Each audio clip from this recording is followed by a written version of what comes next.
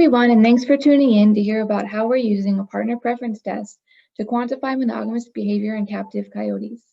My name is Turano, and I'm a postdoc at Utah State University, working with Dr. Sara Freeman.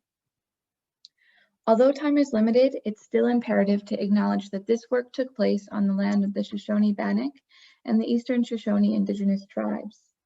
I highly encourage everyone to actually take the time to learn more about the history of these communities and their continued efforts to preserve and protect this beautiful area. Today, we're going to talk about social monogamy. Across all mammalian taxa, only 3 to 5% exhibit social monogamy. 2 of those species are pictured here, the prairie vole and the coppery TT monkey. In fact, most of the literature that investigates the behavioral and biological features of monogamy utilizes these 2 species, given their adaptability to captive breeding and laboratory housing. This work has been fundamental to our understanding of social monogamy. However, there are natural limitations to focusing only on rodent and non-human primate species. Although few mammals are monogamous, most, if not all, wild canid species studied to date exhibit social monogamy. So we thought, why not expand the existing body of literature by investigating social monogamy in coyotes? Lucky for us, we have some awesome collaborators at the National Wildlife Research Center's Predator Research Facility, which is just a short drive from Utah State. Today's work is the product of an ongoing collaboration between Dr. Sara Freeman and Julie Young. At this research facility, there are about 90 adult coyotes that are paired when young and then housed and maintained as pairmates throughout their lifespan. The data you'll be seeing today was collected from coyote pairmates that were housed within the outlined area. It's also important to note that previous work from John Chibik and colleagues has validated that the husbandry methods utilized at this research facility do maintain wild coyote behavior. Our objective for this study was to measure partner preference in coyotes. Partner preference is a significant indicator of social monogamy. The partner preference test is a traditional behavioral paradigm that was designed to quantify monogamous behavior in prairie voles within the lab. Given the option, prairie voles spend significantly more time with their partner than with a stranger. We adapted this test to quantify partner preference in captive coyotes. In prairie voles, a focal vole is placed into the center of a 3-chambered apparatus, where it can choose to navigate between adjacent chambers in order to huddle with its partner or with a stranger. It could also just stay in the neutral zone.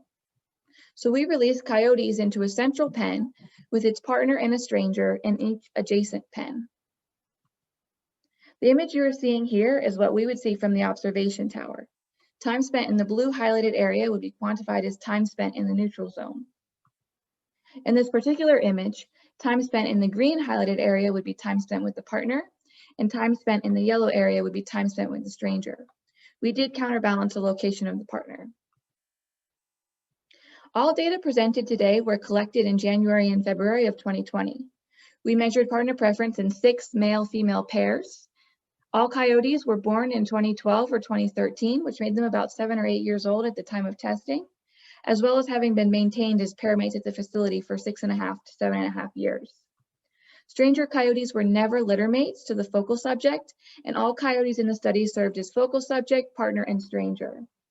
The partner preference test was broken down into 4 30-minute back-to-back observations, and behavior was live scored by Dr. Sara Freeman from the observation tower using Boris. One of the reasons I've been really looking forward to presenting at ABS this year is to get feedback and insight on our statistical analyses.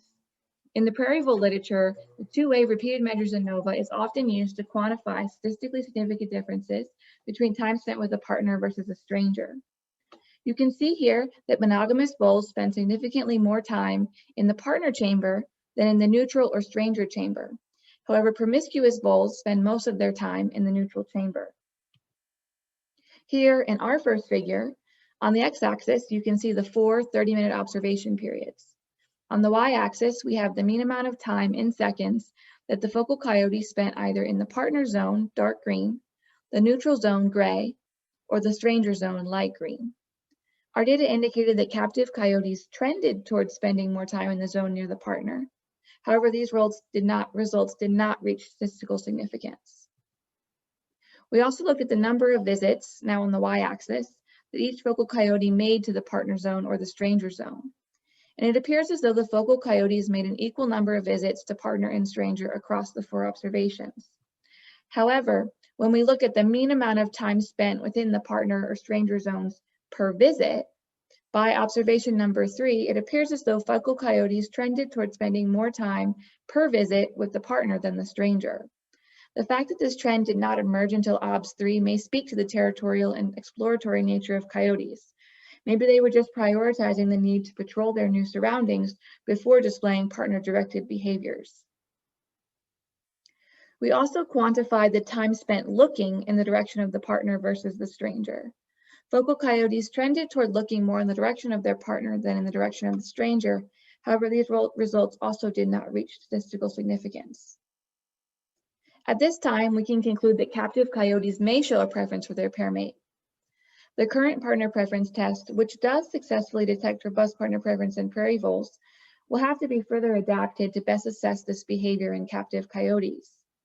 While we may always increase our sample size, first we also need to consider other variables that may be more helpful in predicting variability in monogamous behavior, both across and within captive coyote pair mates.